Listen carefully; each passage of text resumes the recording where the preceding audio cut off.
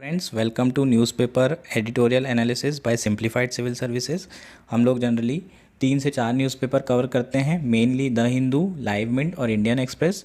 और द हिंदू के आज आर्टिकल बहुत ज़्यादा नहीं है, एक ही आर्टिकल आया था, अ टेंटेटिव रीथिंक, जो कि ऑनलाइन गेमिंग पे जीएसटी लगाने के लिए ऊपर आया था। 2 आर्टिकल मैंने लाइव मिंट के लिए, और इंडियन एक्सप्रेस में आज कोई आर्टिकल अच्छा नहीं था। Indian fight against fake drugs, ये एक्सप्लेनर में आया है मिंट में।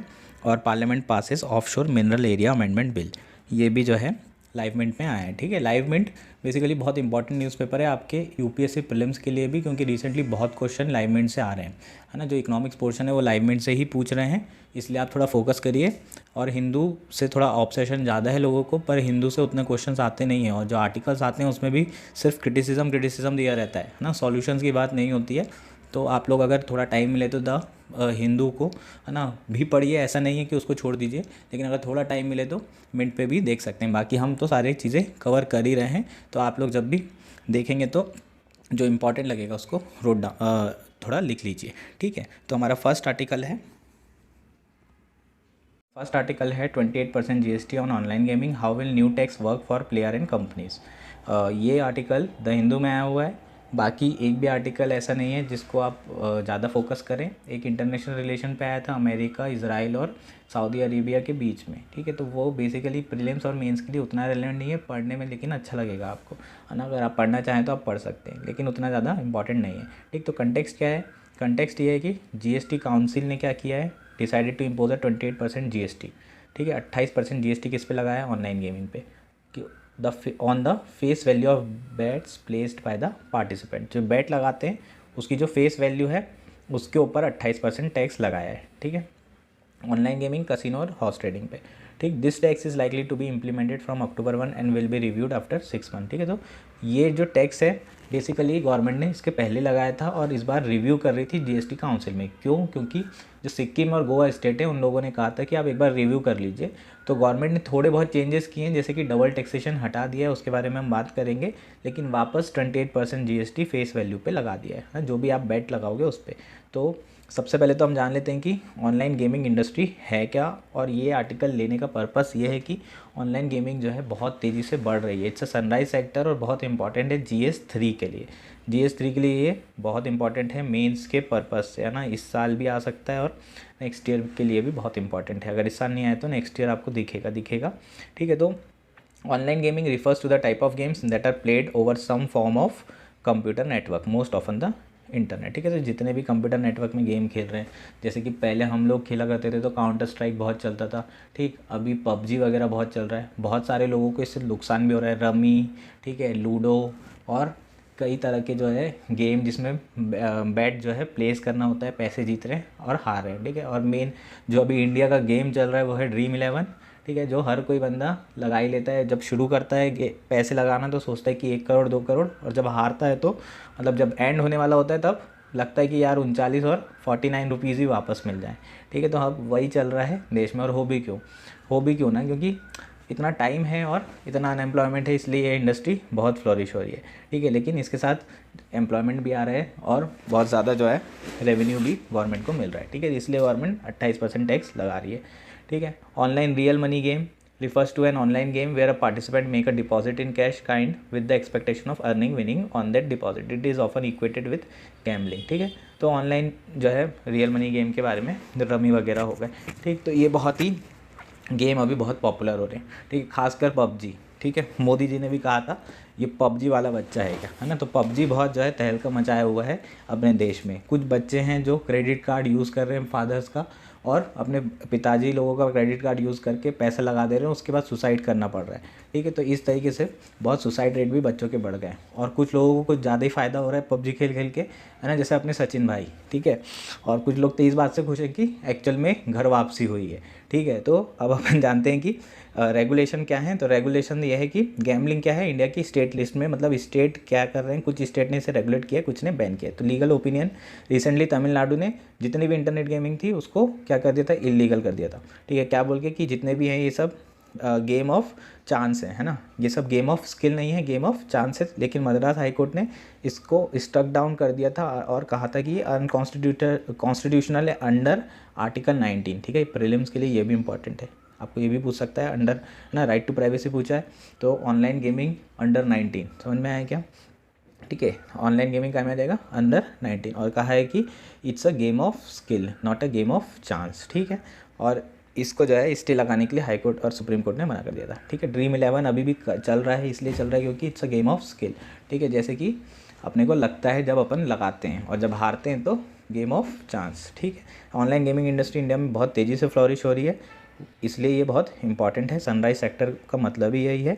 ठीक है, e sports, online casual games, real money gaming बहुत तेज़ी से, OTT से भी तेज़ चल रहा है, मतलब समझ जाओ कि कितना ज़्यादा ग्रोथ हो रही होगी। ठीक है, इंडिया में 38% 3 साल की ग्रोथ है, उसी समय में चाइना में 8% है और US में सिर्फ 10% है। तो बहुत तेज़ी से ये सेक्टर बढ़ रहा है अपना। ठीक है, अब क्यों न्यूज़ में है, तो सबसे पहले न्यूज़ में क्यों है वो देख लेते हैं। टैक्स के बारे में हम बातचीत करेंगे थोड़ा डिटेल में, है ना, अच्छे से समझा दूंगा मैं आपको, तो आपको समझ में आएगा कि इन लोग क्या बोल रहे हैं जो इंडस्ट्री वाले हैं और गवर्नमेंट क्या बोल रही है। Online gaming industry which includes skill based games, ठीक है, card, sports, has expressed its dissatisfaction with the taxes. It has argued that the tax is not in line with global norms which usually tax the gross gaming revenue. ठीक है, इसको बोलते हैं platform fees. जब भी आप जो है ना फ़ोन पे रिचार्ज करते हो तो आपको ना ₹1 एक्स्ट्रा मोबाइल में देना पड़ रहा है, वो क्या है, उसकी प्लेटफॉर्म फ़ीस है। ठीक, या फिर आप जैसे मान लो ड्रीम 11 में टीम बना रहे हो, 5 दोस्त लोगों ने मिलके टीम बनाए, तो टोटल कितने रुपए लगाए, 50, और जो टोटल विनिंग होती है वो 45 होती है। ₹5 इनके क्या होती हैं, इन लोग खा जाते हैं, वो क्या होता है, प्लेटफॉर्म फीस होती है। ठीक, तो ये टैक्स लगाने के जो पहले था, टैक्स लगाने के पहले क्या था, टैक्स लगाने के जो पहले नॉर्म्स थे, ठीक है, यहाँ पर एक्सप्लेन करता हूँ। टैक्स लगाने के पहले 18% टैक्स था, वो भी प्लेटफॉर्म फ़ीस पे। ठीक, अगर प्लेटफॉर्म फ़ीस कितनी है, ₹100। ठीक, मान लो कि ₹1000 आपने लगाए और 10% उसकी क्या है, प्लेटफॉर्म फ़ीस, और ₹100 आपकी प्लेटफॉर्म फ़ीस है, उस पर अगर टैक्स लगाओगे तो ₹18। टोटल कितने रुपए लगेंगे आपको, ₹118 एंट्री करने के लिए ₹1000 के गेम में। समझ में आया? अब गवर्नमेंट ने क्या कर दिया, ₹1000 आप एंटर कर रहे हो, इसके ऊपर 28%, ठीक है, जो फेस वैल्यू ऑफ बैट है उसके ऊपर क्या है, 28%। ₹1000 पे 28% कितना हो गया, 280, और 10% क्या है, प्लेटफॉर्म फ़ीस, तो ₹100 क्या होगा, प्लेटफॉर्म फ़ीस। टोटल कितना आ गया, 380। समझ में आ रहा है क्या? अब इतना ज़्यादा टैक्स हो जाएगा तो जीतोगे ₹200 और इतना ज़्यादा टैक्स भरोगे तो कोई फ़ायदा है क्या? तो बहुत सारे लोग करेंगे ही नहीं, है ना। तो इससे बहुत ज़्यादा जो इंडस्ट्री है उसको लॉस होगा, इन्वेस्टमेंट नहीं होगा। ठीक है, तो यही बेसिकली मुद्दा है, और यही लोग बातचीत कर रहे हैं कि गवर्नमेंट को बोल रहे हैं कि अब एक बार फिर से रिकंसिडर करिए। तो मैंने इसका एक, है ना, एक क्वेश्चन बनाया है, उसका मैंने प्रॉपर आंसर भी लिख दिया है यहाँ पर, है ना, तो वो एक बार पढ़ लेते हैं। ड्यू टिंग the recent tax levied on gaming industry can impede it's growth potential. तो ठीक है, सबसे पहले आप लिखेंगे इंट्रोडक्शन में कि अपनी जो गेमिंग इंडस्ट्री है वो क्या है, उसके बाद उसका ग्रोथ पोटेंशियल क्या है, ठीक है, जो फिगर्स हैं उसको हाईलाइट करेंगे। उसके बाद जो नेक्स्ट चीज़ आएगी वो ये आएगी, ठीक है, एनालिसिस में आ जाएगा कि क्यों आखिर 28%, है ना। आप चैलेंजेस लिखेंगे, इश्यूज़ लिखेंगे, और कैसे टैक्स जो है इम्पीड कर रहा है। तो जो गवर्नमेंट है, वो GST काउंसिल क्या सोच रही है कि ये जो गुड है वो डीमेरिट गुड है, इसलिए यहाँ पर 28% जो लग्जरी गुड और डीमेरिट गुड में ही लगते हैं, such as similar to gambling, betting and lottery. पर however this may not be a fair categorization, मतलब ज़रूरी नहीं कि ये फेयर कैटेगराइजेशन हो, क्योंकि ये नॉलेज स्किल स्ट्रेटेजी पे बेस है और प्योर गेम ऑफ चांस नहीं है। समझ में आया? इसलिए जो है गवर्नमेंट जो कर रही है वो बेसिकली गलत कर रही है। उसके बाद इसका पोटेंशियल बहुत ज़्यादा है ना। अभी 2.8 बिलियन की इंडस्ट्री है इंडिया में, 12 बिलियन एक्सपेक्टेड है। ठीक, उसके बाद आपको जब कोई भी इंडस्ट्री बढ़ती है तो जॉब्स तो बढ़ते ही हैं, है ना, जिसकी अपने यहाँ बहुत ज़रूरत है। जनरेटिंग रेवेन्यूज़, उसकी भी बहुत ज़रूरत है, और फॉस्टरिंग इनोवेशन, ये भी नहीं है। इंडिया के पास ये 3 चीज़ें, तीनों में पुअर है। ठीक है, तो ये तीनों की बहुत ज़रूरत है, और अगर इतना टैक्स लगाओगे तो और नुकसान हो जाएगा। वैसे ही अनएम्प्लॉयड लोग हैं इंडिया में ढेर सारे, जो थोड़ा बहुत रेवेन्यू कमा लेते हैं इससे, ठीक है, वो भी अब कम हो जाएगा। ठीक है, इसलिए गवर्नमेंट को रिकंसिडर करने की ज़रूरत है। समझ में आया क्या? उसके बाद आप वे फॉरवर्ड में वही आइडियल चीज़ें लिखनी होगी, ठीक है, क्योंकि अब इसमें प्रैक्टिकल कुछ दिया नहीं था। आइडियल चीज़ें क्या हैं, GST काउंसिल को रिकंसिडर करना चाहिए अपना डिसीज़न, है ना, वो नहीं करेगी, पर लिखना है हमें कि रिकंसिडर करने की ज़रूरत है, ताकि क्या हो, रैशनल और यूनिफॉर्म अप्रोच हो। ठीक है, इंडिया में टैक्स कैसे होते हैं, जैसे कोई लूप होल निकल के आया, उस लूप होल को काउंटर करने के लिए एक टैक्स फेंक के मार देती है गवर्नमेंट। ऐसे में जो स्ट्रक्चर हो जाता है वो ना बहुत रैशनल से दूर चला जाता है ना, इरेशनल स्ट्रक्चर हो जाता है, ठीक है, इसके कारण ही। ठीक, तो फिर बाद में वो जो लगाया है फिर दूसरी गवर्नमेंट आती है, फिर उसको हटाती है, फिर बोलती है कि ये तो बहुत बड़ा रिफॉर्म है। तो ये प्रोसेस इंडिया में चलती रहती है, सेंट्रलाइज करना पहले, फिर डिसेंट्रलाइज करना, सेंट्रलाइज करो फिर डिसेंट्रलाइज करो। ठीक, और वही रिफॉर्म बोल बोल के है ना वोट लेते रहते हैं इन लोग। ठीक, it should also consult with the stakeholders and expert to understand the nuances and challenges of the industry. ठीक है, तो स्टेक होल्डर से कंसल्ट करो, एक्सपर्ट से कंसल्ट करो। ठीक, और थर्ड पॉइंट क्या है, इससे it should also ensure clarity and certainty in the tax rule. Basically tax stability की बात कर रहे हैं। टैक्स स्टेबिलिटी जब तक नहीं होगी, इन्वेस्टर नहीं आएंगे, पैसा नहीं आएगा, जॉब्स नहीं आएगी, डिमांड नहीं बढ़ेगी, रेवेन्यू नहीं बढ़ेगा, टैक्स नहीं आएगा। समझ में आएगा होल प्रोसेस। 28% लगा रहे हो तो है ना आपको उतना पैसा मिलेगा ही नहीं। लेकिन बेसिकली इनका जो लॉजिक है वो सिर्फ सिन गुड वाला है कि इतना पैसा अगर लोग कमा रहे हैं, जैसे कि क्रिप्टो में बहुत पैसा कमा रहे थे, खूब सारा टैक्स लगा दिया गवर्नमेंट ने। ठीक है, तो सह नहीं पाते हैं। ठीक, तो ये हमारा क्या हो गया, बेसिकली गेमिंग इंडस्ट्री हो गया, जो कि बहुत इंपॉर्टेंट टॉपिक है। इसको आप अच्छे से कर लीजिए, अच्छे से नोट्स बना लीजिए। इस बार यूपीएससी मेंस में आ सकता है या फिर अगले साल आ सकता है। ठीक है, ठीक है। Next article is India fight against fake drugs, top 300 medicine to get barcodes in a stride towards eliminating counterfeiting drugs. The DGCI has decreed the mandatory application of barcodes or QR codes to the packaging of India leading 300 medicine brands. तो counterfeiting को eliminate करने के लिए DGCI जो कि highest authority है उसने rules regulation लाए हैं। किसके लिए? मैंडेटरी एप्लीकेशन ऑफ बारकोड के लिए। किस में? 300 मेडिसिन ब्रांड्स में, जो कि उसकी पैकेजिंग में बेसिकली क्या होगा, QR कोड होंगे। तो अब ऐसे 300 मेडिकल ब्रांड्स जो कि बहुत फेमस हैं, पॉपुलर हैं, उनकी हर पैकेजिंग में आपको QR कोड दिखेंगे। कब से? 1 अगस्त 2023 के बाद मैंडेटरी है। ठीक है, कौन कौन से पॉपुलर ब्रांड्स हैं? जैसे एलेग्रा, कालपोल, डोलो। ठीक है, डोलो पूरा पेंडेमिक डोलो किया है अपन लोगों ने। बेसिकली जो एज शेड्यूल ड्रग्स हैं, एज शेड्यूल ड्रग्स जो बहुत इंपॉर्टेंट टर्म है, ये यूपीएससी के प्रीलिम्स में पूछ सकते हैं और मे बी मैक्सिमम लोगों को ये पता भी होगा। ठीक है, एज शेड्यूल ड्रग्स वो ड्रग्स होते हैं जो कि हमेशा सोल्ड कैसे किए जा सकते हैं, sold against the prescription of doctor. ठीक है, अगर डॉक्टर की प्रिस्क्रिप्शन नहीं होगी तो एज शेड्यूल ड्रग्स सोल्ड नहीं हो सकते। ठीक है, नेक्स्ट है हमारा कि QR कोड में होगा क्या बेसिकली, तो वो देख लेते हैं। QR कोड में नाम होगा, एक्सपायरी डेट होगी, ठीक है, मैन्युफैक्चर की डिटेल्स होगी, बैच नंबर होगा और लाइसेंस नंबर होगा, ब्रांड नेम होगा और जेनेरिक नेम भी होगा। ठीक है, ये इंपॉर्टेंट है, जेनेरिक नेम भी होगा। उसके बाद कौन कौन से मैन्युफैक्चरर जो इंडिया में हैं वो भी और जो बाहर हैं वो भी, है ना। तो जो भी मेडिसिन इंपोर्ट होगी उसमें लेबलिंग होगी। समझ में आ रही है क्या?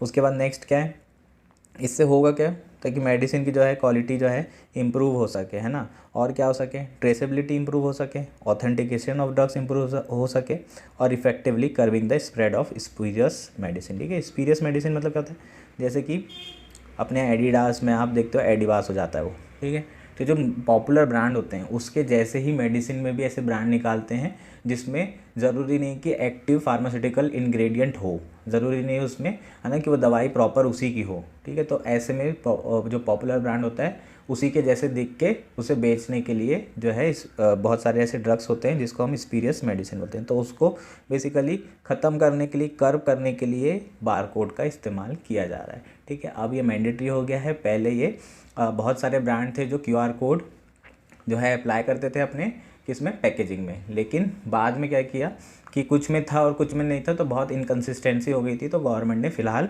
मैंडेटरी कर दिया है। किसके लिए? टॉप 300 ब्रांड्स के लिए। ठीक है, सिर्फ टॉप 300 ब्रांड्स के लिए है। अदर मैन्युफैक्चरर अगर चाहें तो कर भी सकते हैं और नहीं चाहें तो कोई बात नहीं, है ना। Are free to voluntarily incorporate this labelling system. ठीक है, तो लेबलिंग सिस्टम यूपीएससी में इंपॉर्टेंट होता है ना। पंखे वंखे वाला लेबलिंग सिस्टम बहुत आता है कि जो भी रेटिंग्स वाला है, 5 स्टार रेटिंग। ठीक है, तो ये लेबलिंग सिस्टम भी है, इसलिए मैंने इसको कवर कर लिया क्योंकि लेबलिंग सिस्टम थोड़ा पसंद है। और एज शेड्यूल ड्रग को भी बताना था एक बार आप लोगों को, ताकि आपका रिवाइज हो जाए। ठीक, next article is parliament passes the offshore area mineral development and regulation amendment bill. Basically mineral से रिलेटेड जो भी अमेंडमेंट्स हो रहे हैं, जो भी रिफॉर्म्स हो रहे हैं, जो भी न्यूज़ आ रही है ना, वो बहुत इंपॉर्टेंट है क्योंकि यूपीएससी का फेवरेट टॉपिक रहा है, बहुत इंपॉर्टेंट थीम है। जैसे कि कोल, मिनरल्स और फर्टिलाइज़र, ये थीम ऑल्टरनेट ईयर्स में आती है और कई बार लगातार पूछ लेते हैं, तो ये बहुत इंपॉर्टेंट है, इसलिए मैंने इसको इंक्लूड किया। पिछले बार 2-3 दिन पहले मैंने MMDR जो एक्ट है उसके बारे में बात की थी, और जो अमेंडमेंट हुए हैं रिसेंटली उसके बारे में भी हमने डिस्कस किया था। ठीक है, तो ये एक्ट भी इम्पॉर्टेंट है, एक बार अपन इसको भी देख लेते हैं क्यों इम्पॉर्टेंट है। क्योंकि ये जो एक्ट है बेसिकली 2002 में पास हुआ था, और कब फोर्स हुआ था, 2010 में। ठीक है, तो रिसेंट अमेंडमेंट बिल के थ्रू एक मेजर रिफॉर्म कर रही है गवर्नमेंट। फर्स्ट टाइम ऑफशोर में माइनिंग के में ऑक्शन इंट्रोड्यूस कर रही है। किसके लिए? फॉर ऑपरेटिंग राइट्स के लिए, है ना, फॉर बेसिकली मिनरल लाइसेंसिंग के लिए जो है ऑक्शन जो है एज अ प्रोसीजर फॉलो किया जाएगा। ठीक है, MMDR जो ऑनशोर एरिया है वहाँ पर 2015 में जो है शुरू कर दिया गया था। ठीक है, यहाँ पर जो मिनरल कंसेशन था उसको ऑक्शन के थ्रू देना 2015 में कर दिया था। ऑफशोर एरिया मतलब बेसिकली जो सी एरिया है। ठीक है, सी एरिया के राइट्स आप बताइए किसके अंदर आते हैं? ठीक है, सी एरिया के जो राइट्स होते हैं वो सेंट्रल गवर्नमेंट के अंदर आते हैं। जो भी रॉयल्टी मिलती है वो सेंट्रल गवर्नमेंट को मिलती है। जो स्टेट गवर्नमेंट है उसके जितने भी ऑनशोर हैं वो सारी रॉयल्टी स्टेट गवर्नमेंट को जाती है। ठीक है, लेकिन कुछ ऑक्शनिंग में जो है स्टेट गवर्नमेंट को सेंट्रल गवर्नमेंट की परमिशन लगती है, जैसे कोल की, एटॉमिक मिनरल्स हो गए। ठीक है, इन सब चीज़ों के लिए आपको परमिशन लेनी पड़ती है। ठीक, तो पिछले बार अपन ने पढ़े थे MMDR के बारे में, आज अपन पढ़ रहे हैं ऑफशोर जो अमेंडमेंट बिल है मिनरल का। ठीक है, क्यों लेके आया है, पर्पस क्या है? To harness offshore mineral like polymetallic nodules. ठीक है, कंस्ट्रक्शन ग्रेड सैंड्स और लाइम मड्स एटसेट्रा। ठीक है, और बेसिकली क्या कर रहे हैं? To open offshore mining sector for private sector, है ना। ऑफशोर माइनिंग सेक्टर को हम किसके लिए ओपन कर रहे हैं? Private sector. प्राइवेट सेक्टर होगा तो ऑब्वियसली क्या होगा? प्रोडक्शन बढ़ेगा। तो ये पर्पस तो रिफॉर्म गवर्नमेंट का है कि धीरे धीरे जो है जितने भी सेक्टर है जहाँ गवर्नमेंट की मोनोपोली है वहाँ पर प्राइवेटाइजेशन करना है ना, प्राइवेट सेक्टर की एंट्री होनी है। ठीक है, तो ये हमारा क्या हो गया? मेन जो अमेंडमेंट का पर्पस था वो हो गया। ठीक है, अब अपन पढ़ते हैं कि क्या क्या फीचर्स हैं। तो मेन जो है 2 types of operating rights to be granted under the act to private sector only. ठीक है, प्राइवेट सेक्टर के लिए 2 तरह के ऑपरेटिंग राइट हैं, एक तो प्रोडक्शन लीज और एक कंपोजिट लाइसेंस। कंपोजिट लाइसेंस में मैं पहले भी बता चुका हूँ कि तीनों चीज़ आती है। ठीक है, रिकॉन्सिनेंस लाइसेंस प्लस उसके बाद होता है माइनिंग लीज। ठीक है, माइनिंग लीज लास्ट प्रोसीजर होती है, और जो बीच की होती है वो है प्रॉस्पेक्टिंग लाइसेंस PL। ठीक है, RL, PL और ML। ठीक है, कंपोजिट में पूरा आएगा। प्रोडक्शन लीज मतलब वही प्रोडक्शन मतलब फाइनल। ठीक है, तो 2 तरह के ऑपरेटिंग राइट्स होंगे। ठीक है, कुछ होंगे जैसे कि गवर्नमेंट ने क्या कर दी, दे दी क्या, प्राइवेट सेक्टर को पूरा सब कुछ फाइनली डिसाइड हो गया कि यहाँ पर है, अब प्रोडक्शन करना है तो फिर ऑक्शन करेंगे कि जो भी प्राइवेट सेक्टर होगा बोली लगाएगी और फिर उनको प्रोजेक्ट मिल जाएगा। ठीक है, नेक्स्ट क्या है? Operating rights to be granted to PSU in the mineral bearing area reserve by the central government. ठीक है, तो ऑपरेटिंग राइट्स PSU को कहाँ पर मिलेंगे? जो सिर्फ सेंट्रल गवर्नमेंट ने रिजर्व करके रखी है PSU के लिए। ठीक है, उसके बाद फिर जो एटॉमिक मिनरल होंगे उसके लिए उसके जो राइट्स होंगे, है ना, ऑपरेटिंग राइट्स, वो सिर्फ और सिर्फ PSU को मिलेंगे। और रिन्यूअल का प्रोविज़न हटा दिया है जैसे कि MMDR में, और 50 ईयर जो है फिक्स कर दिया है मैं, और लिमिट कर दिया है एक आदमी को एक ही एरिया मिलेगा प्रोडक्शन के लिए। ऐसे नहीं, मतलब एक ही एरिया, मतलब जितना एक लिमिट बना दी है, ऐसे नहीं कि सारे प्रोजेक्ट एक ही कंपनी को मिल जाए। ठीक है, तो ये बेसिकली मेन फीचर्स हैं। और क्यों है क्यों हम लेके आ रहे हैं, तो ये है बहुत सारा जो है लाइम मड है गुजरात में और महाराष्ट्र के कोस्ट में। ठीक है, केरला के जो कोस्ट है वहाँ पर क्या है? कंस्ट्रक्शन ग्रेड सैंड है। ठीक है, उसके बाद उड़ीसा में जो है हैवी मिनरल्स हैं, और फॉस्फोराइट ईस्टर्न और वेस्टर्न कॉन्टिनेंट मार्जिन्स में मिल जाएंगे। लक्षद्वीप और अंडमान में जो है पॉलीमेटेलिक फेरोमैग्नीज जो है मिनरल मिल जाएंगे। तो इन बेसिकली इन सबको हार्नेस करने के लिए ये सब किया जा रहा है। ठीक है, एक जो इंपॉर्टेंट पॉइंट है, जो बहुत ज़्यादा इंपॉर्टेंट पॉइंट, एक non lapsable offshore areas mineral trust जो है बनाया जा रहा है। ठीक है, क्यों बनाया जा रहा है? To ensure availability of funds for exploration mitigation of adverse impact of offshore mining. जो भी ऑफशोर माइनिंग होगी उसमें जो एडवर्स इम्पैक्ट होंगे, ठीक है, उससे डील करने के लिए एक non lapsable offshore area mineral trust बनाया जा रहा है, which will maintain a fund under the public account of India. ठीक है, तो इसमें जो फंड होगा वो पब्लिक अकाउंट ऑफ इंडिया में होगा। समझ में आया कि ये बहुत इंपॉर्टेंट है। यही वाला पॉइंट पे क्वेश्चन आने के प्रीलिम्स में बहुत ज़्यादा चांसेस हैं, वेरी वेरी इंपॉर्टेंट। ठीक है, और जो भी एडिशनल लेवी होगा वो कौन प्रिस्क्राइब करेगा? Central government. ठीक है, ये बहुत ज़्यादा इंपॉर्टेंट है। एक इस पे प्रीलिम्स में 2016 में क्वेश्चन आ भी चुका है ना, डिस्ट्रिक्ट मिनरल फाउंडेशन के ऊपर। ये उसी तरह का है चीज़, इसलिए ये बहुत ज़्यादा इंपॉर्टेंट है। ठीक है,